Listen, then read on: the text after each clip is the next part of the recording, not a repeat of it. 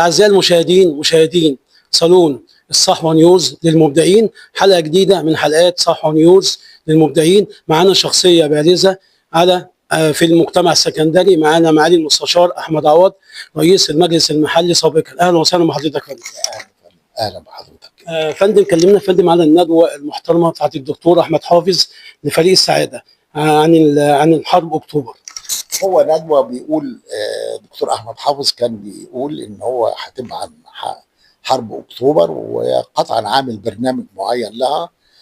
وقال لي ان انا هكون احد المتحدثين، وانا قلت انا قلت له انا دوري، انا راجل مش مقاتل. انا كان حسن حظي ان من 52 سنه كنت وكيل نيابه السويس العسكريه، وحضرت قبل الحرب واثناء الحرب وبعد الحرب، فشفت حاجات انا كنت لا اتخيلها على الاطلاق. ان الاعداد الجيد كان بيتطلب حاجات كثيره جدا جدا علشان نرد الهزيمه بتاعتنا في 67، وازاي الجنود والضباط كانوا مشتاقين الى هذا اليوم اللي ما كان غير معلوم على الاطلاق. والمفاجاه ان يبقى المدفعيه بتاعتنا والطيران بتاعنا يضرب الساعه اعتبارا من 2 ل 10 او 2 ل 5 كده ظهر يوم السبت، واختيار خطط الخداع اللي قبلها اللي كانت موجوده، وبعدين ازاي يتطور الهجوم وناخد هذا الشكل اللي كانوا بيقولوا انه هو لا يمكن لاحد انه يخترقه.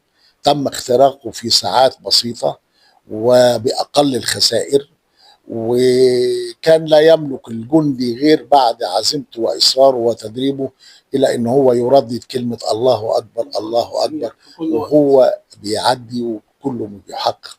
وشفنا بطولات فرديه كثيره قوي لزملاء من الضباط والجنود. حاجه مفرحه. عزيمة والإصرار يا فندم. طبعا عزيمه واصرار، بس العزيمه والاصرار كان قبلها تاهيل جيد وتدريب جيد واسلحه كافيه انها كانت تحقق اللي المطلوب ده، فضلا عن طبعا توفيق ربنا سبحانه وتعالى في كل حركه هم كانوا بيعملوها. احنا بنشكر حضرتك فندم. الله يخليك، الف شكر. كل سنه وانتم طيبين ومصر طيبه، وان شاء الله تبقى دايما مصر في انتصار دايما. تحيا مصر. تحيا مصر. الى اللقاء مع شخصيه مصريه جديده. صالون الصحوه نيوز العربيه للمبدعين.